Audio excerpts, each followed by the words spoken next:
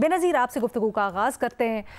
کیا سمجھتی ہیں پاکستان کی یہ جو مختلف ہمیں اپروچ نظر آ رہی ہے اس نے پاکستان کو ہیلپ کیا ہے ایک نئی آئیڈینٹی سفارتی طور پر اسٹیبلش کرنے میں، اور اگر ایسا ہے تو پاکستان اس کو کیسے سسٹین کر سکتا ہے؟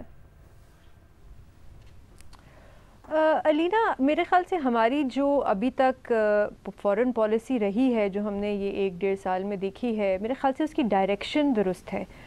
میری بڑی بیسک سی ریڈنگ ہے، لیکن ایسا لگ رہا ہے جیسے آپ نے بھی ابھی بتایا کہ ایک بڑا واضح فورن پالیسی میں شفٹ آ رہا ہے ہماری، جو ایسا لگ رہا ہے کہ جیسے پہلے ہم صرف عرب ممالک کی طرف، چائنا کی طرف دیکھتے تھے، اب ہم جو ریجن میں جو خطے میں ممالک ہیں ان کو انگیج کرنے کی کوشش کر رہے ہیں.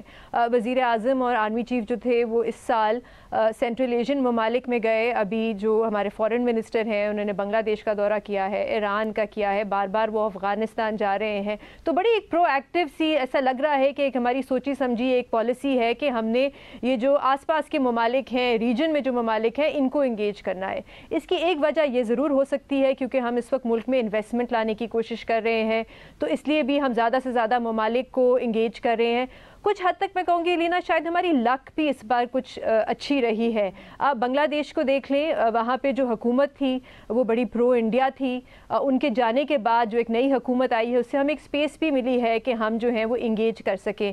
اس کے علاوہ جو بھارت کا بھی ایک رویہ رہا ہے اپنے ہمسایہ ممالک کے ساتھ، اس سے بھی شاید مجھے لگتا ہے ہمیں فائدہ ہوا ہے اور بھارت کی فورن پالیسی کو کافی نقصان ہوا ہے. بھارت کی ایک بڑی ڈومینیٹنگ بلینگ قسم کی فورن پالیسی تھی اپنے نیبرنگ ممالک کے ساتھ ابھی، اور اب اس کو وہ بہتر، اب وہ کریکٹیو میجرز لینے کی کوشش کر رہے ہیں پچھلے کچھ سالوں سے، اس سال بھی.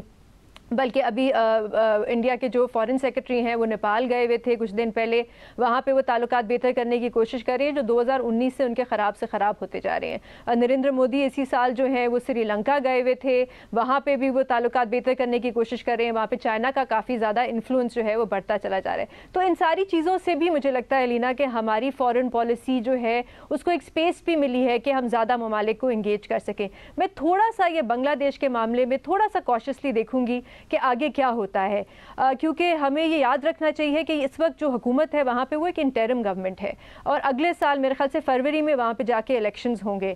تو اس کے بعد جو حکومت آتی ہے ان کی کیا فورن پالیسی ہوگی، جو سارے معاہدے MOUs سائن کر رہے ہیں کیا یہ واقعی میں امپلیمنٹ ہوتے ہیں یا نہیں ہوتے. اور دوسری چیز علینا، ہمارے کچھ ہیں آؤٹ اسٹینڈنگ ایشوز ابھی بھی بنگلہ دیش کے ساتھ. اسحاق دار صاحب جب گئے اس کے بعد میں پڑھ رہی تھی کہ جو بنگلہ دیش کے فارن سیکرٹری ہیں انہوں نے ایک پریس کانفرنس کی اور اس میں انہوں نے کچھ ایسے ایشوز ہیں دوبارہ سے دہرائے. معافی کا معاملہ ہے، کچھ پیسوں کا معاملہ ہے، 1971 سے آؤٹ اسٹینڈنگ کچھ پیمنٹس ہیں جو بنگلہ دیش کہتا ہے کہ پاکستان نے ہمیں دینے ہیں. تو یہ ایک ایشو بن سکتے ہیں. تو میرے خیال سے پالیسی اور ڈائریکشن ٹھیک ہے، ابھی دیکھنا پڑے گا کہ آگے جا کے یہ پالیسی اور ڈائریکشن جو ہے اس کا کیا نتائج بنتے ہیں.